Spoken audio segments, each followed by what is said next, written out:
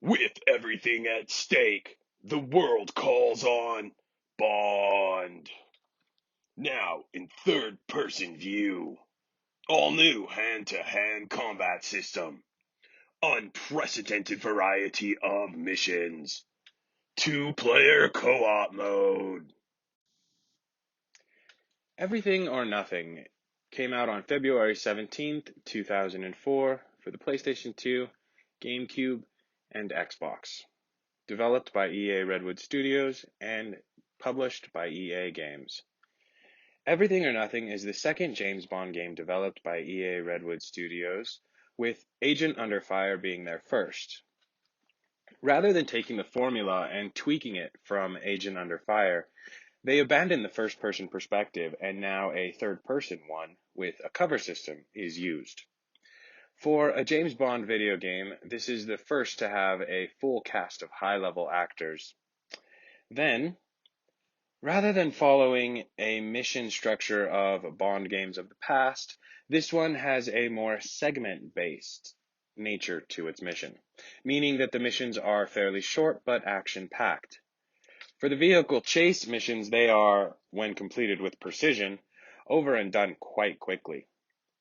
The new third-person gunplay is interesting and can be precise at times and with time, meaning practice makes perfect.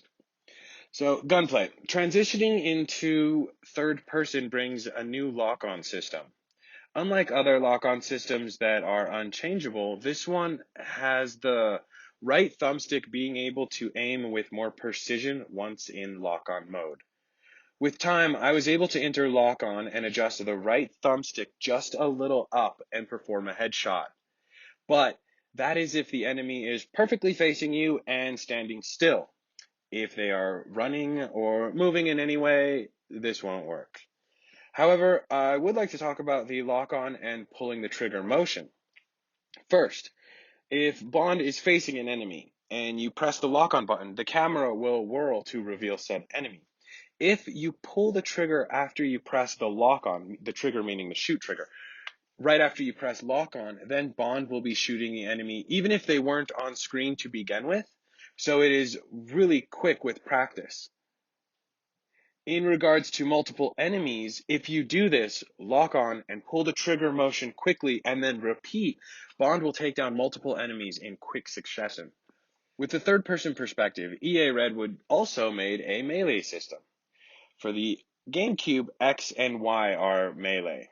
By pressing either button, Bond will begin to melee an enemy. The system wants you to mix it up by not always pressing one or the other, but by mixing it up. I found that if you press both buttons, X and Y, Bond would disarm the enemy. If they had an assault rifle, then the enemy would pull out a handgun. So it is advantageous to follow up disarm with a takeout move. When Bond begins to melee, he will automatically put his weapon away, which at times would be weird if an enemy came around a corner, hit me, so I pressed either of the melee buttons, but then the enemy would step back and start shooting me, leaving me with no weapon and just standing there getting shot. On Double O Agent mode, this would have been a death sentence. I found the lock-on and pull trigger mechanic was a really good solution to this weird situation. Gadgets. Similar to other 007 games of this generation, the D-pad is the best way to change weapons and gadgets.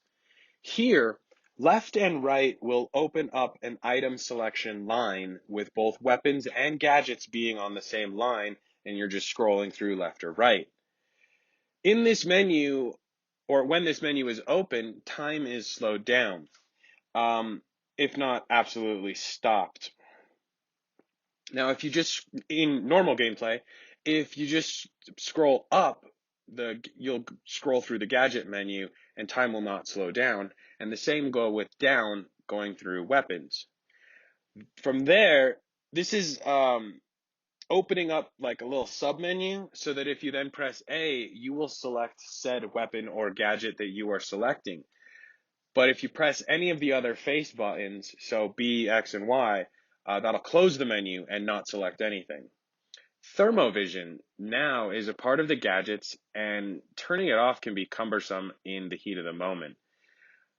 Because, it's in the line, you're sitting there shooting, you just came out of the dark, you want to turn it off, and you have to scroll through your gadgets and weapons, or through your gadgets, find it, and then press A to select it, all while being shot at. Or if you did the left and right option, it's then being paused in time. But it was still cumbersome. In the line of gadgets, there's also coins that act like grenades. They have flashbang coins and fragmentary coins. Then we have Q spiders. In the beginning, Q spiders can be used to find hidden areas, and then later Q upgrades them so that they can be detonated. So if you drop them on a group of enemies, it's pretty cool. The grapple gun is cool and a great addition to gameplay. It really expands levels with verticality. It can be used just like a gun with the lock-on button, and the shoot button will then attach the grapple. Alternatively, if you are facing a ledge and you have the grapple equipped and you just press the shoot button or the A button, he will shoot the grapple automatically up without having to aim it. It saves like half a second. If Bond runs off a ledge, he will automatically look back, shoot the grapple, and attach it to his belt so he can run down the wall horizontally. Think Tom Cruise running down that building. Car combat. As mentioned earlier, the vehicular missions, for the most part, short and sweet.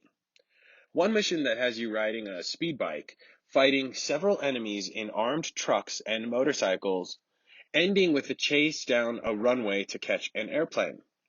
This mission has a 65-second time limit, so if done properly, over and done quickly. One of the larger vehicular missions, Bond begins in his Aston Martin, with the mission taking place over several city blocks that are open to drive in any route. The second objective that you get is to drive to this truck. Here, I would like to state the first time I did this, I got to the truck, I got out of my Aston Martin, got into the truck, and went on with the mission.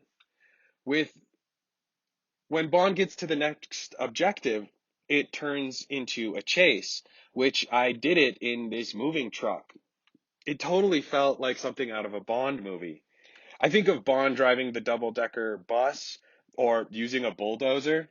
Basically, Bond doing a chase in a ridiculous vehicle. I love it. However, before the chase, at the end, while I was out of the moving truck, I noticed the option to open the back of the truck. My first thought was how weird that is to have it in the game. After beating the mission with the moving truck, I got the idea of putting the Aston Martin in the truck, and sure enough, that is the most Bond way of doing the mission. In the end, I really enjoyed the flexibility of how to finish any mission, but that mission had a lot of flexibility that I really enjoyed. There are many vehicular missions in Everything or Nothing with helicopter chase, meaning you're piloting the helicopter this time, not being chased by it. That's pretty cool. There's a Porsche Cayenne with missiles and cloaking technology, Ducati bike with missiles and machine guns. Also, I think acid and other stuff. I think all of them have this. The Aston Martin V12 Vanquish, and of course, a tank. In the end, Nightfire opened up with a near movie-like beginning. The gun barrel sequence, an action-packed prelude before the opening song. Everything or Nothing does this better. First, the cast is now all movie-level actors and actresses. Pierce Brosnan in image and voice for the first time. Judi Dench as M, John Cleese as Q, or R. Willem Defoe as Nikolai Diavolo. Heidi Klum and Shannon Elizabeth will be the Bond girls. Jaws will make a return, with his likeness of Richard Kiel, since the movies. Storyline-wise, Diavolo, Willem Defoe, is the student of Max Zorin, who is portrayed by Christopher Walken in A View to a Kill. I really like the element that links this story to other Bond stories. In regards to the story, this one revolves around nanotechnology. and nanobots that destroy or eat metal, except platinum. Heidi Klum's betrayal was cool, and she did a good job as a femme fatale. It's totally filled with classic things like there's a villain with a robot hand who midway through is like the mid villain. It's pretty cool. Diavolo has many classic Bond villain lines. Now I would argue that Willem Defoe is credibly added to the annals of James Bond villains. Everything or Nothing has the same difficulty names as the Bond games of this generation. Operative is easy, Agent is medium, and 00 Agent is hard. The game also has the same bronze, silver, and gold ranking to the missions where you're adding it up, accumulating points and such. But now, in order to unlock the Platinum Award, you have to beat the level on 00 Agent difficulty to unlock the Platinum Objective, which is different for every mission, but is a challenge like beating said mission in a certain time limit or firing only so many times.